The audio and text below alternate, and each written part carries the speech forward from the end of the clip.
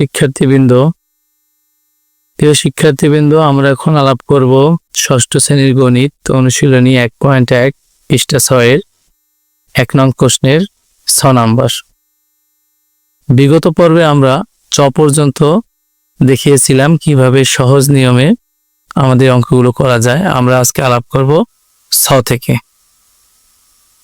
তো 955 কোটি 7,90,000, যেহেতু কোটির অঙ্ক আমরা পূর্বে একটি করেছিলাম 102 কোটি, ঠিক তদ্রূপ 102 কোটি যেভাবে লিখেছিলাম 955 কোটি আমরা ঠিক একইভাবে লিখব। তো দেখো, প্রথমে 955, প্রথমে আমরা লিখলাম 955। এরপরে যেহেতু এগুলো সব দেশীয় পদ্ধতি, 955 কোটিতে 7টা শূন্য, আমরা 7টা শূন্য দেব। এরপর ছিল 955 কোটি 7 লক্ষ, তো 7 লক্ষ 7 লিখে 5টা শূন্য, 7 লক্ষ। তো 955 কোটি 7,90,000, 9 শূন্য। এরপর আমরা সংখ্যাগুলো যোগ করব, 0 9 0 0 0 7 0 5 5 9। যেহেতু দেশীয় পদ্ধতিতে আমাদের প্রথম 3 ঘরের পরে কমা, তারপর 2 ঘর, তারপর 2 ঘর, এরকম করতে করতে আমাদের যতগুলো সংখ্যা দরকার আছে ততগুলোর পরে আমরা কমা দিব। তাহলে আমাদের প্রশ্নে ছিল 955 কোটি 7,90,000। তো আমাদের উত্তর হয়ে গেল 6 নম্বরের 955 কোটি 7,90,000।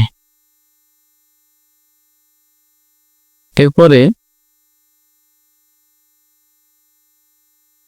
6 নম্বর শেষ। ঝ নাম্বার বলছে 3,500 কোটি 85,921।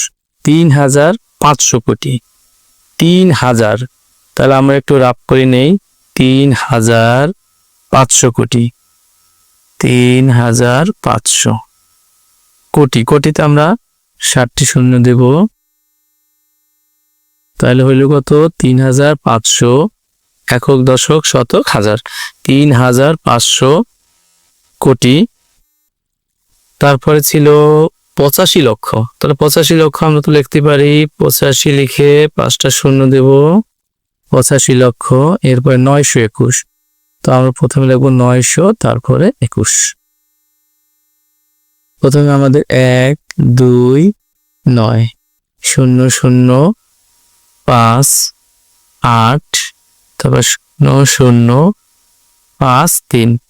যেহেতু আমাদের দেশীয় পদ্ধতিতে আমরা জানি যে 3টা অর্থাৎ একক দশক শতক, 2 ঘর হাজার, 2 ঘর লক্ষ, তারপরে ঠিক তদ্রুপ যেহেতু এখানে 3,500 কোটি আসছে, তো এখানে একক দশক শতক, শতকের আমরা কমা দিব, তাহলে হলো কত? 3,500। কেন এখান থেকে কমা দিলাম? কারণ আমরা দেশীয় পদ্ধতিতে আমরা কমা ব্যবহার করার নিয়ম হলো ডান থেকে বামের দিকে প্রথম একক দশক শতকের পর কমা, তারপর যেহেতু দেশীয় পদ্ধতিতে হাজার 2 ঘর, লক্ষ 2 ঘর, ঠিক একই নিয়মে 3,500 এখানে যে 4টি সংখ্যা আসছে, এর জন্য আমরা একক দশক শতকের পরে এরপর একটা কমা দিলাম, 3,500 কোটি 85,921। তাহলে ঝ নাম্বার আমাদের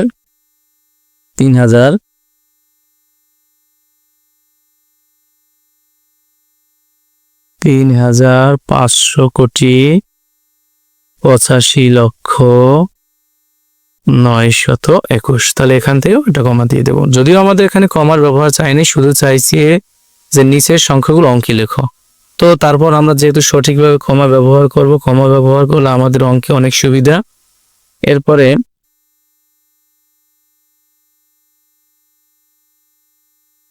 তো আমরা এখন ঝ নাম্বার আলাপ করলাম। ঝ নাম্বার বলছে 55,301,538,000। তাইলে এটা হলো আন্তর্জাতিক পদ্ধতি, অর্থাৎ আমরা পূর্বে যতগুলো অঙ্ক করেছি সবগুলো ছিল দেশীয় পদ্ধতি, এখন আমরা করব আন্তর্জাতিক পদ্ধতি, যেখানে 50 বিলিয়ন, যেহেতু আমাদের বিলিয়নের জন্য 3 ঘর, মিলিয়নের জন্য 3 ঘর, হাজারের জন্য 3 ঘর, তো এগুলো আমাদের প্রত্যেকটি আমাদের একক দশক যেভাবে আমরা করেছি ঠিক একইভাবে একক দশক শতক, তারপরে 3 ঘর হাজার, তারপরে 3 ঘরে মিলিয়ন, 3 ঘরে বিলিয়ন।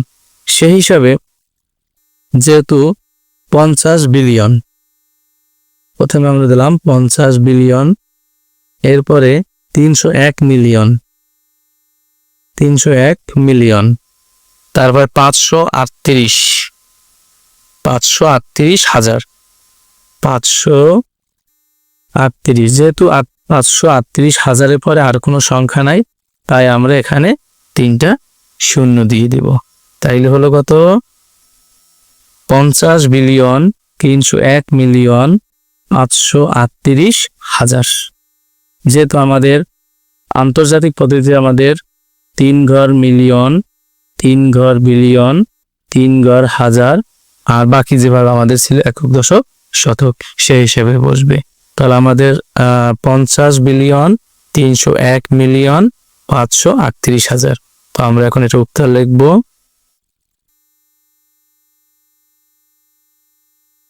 50 বিলিয়ন 301 মিলিয়ন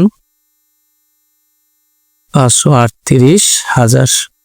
তো আমাদের 1 নম্বরে যতগুলো অঙ্ক ছিল আমরা সবগুলোর উত্তর করে ফেলেছি। তো 1 নাম্বার শেষ। আমরা পরবর্তীতে আমরা আলাপ করব পরের ভিডিওতে যে সংখ্যাগুলো কথায় লেখো, এটা নিয়ে আমরা আলাপ করব। তো আজ এ পর্যন্তই। যারা আমাদের চ্যানেলে নতুন আসছো তারা সবাই আমার চ্যানেলটি সাবস্ক্রাইব করে দিবে এবং বেল আইকন ক্লিক করে দিবে। ধন্যবাদ।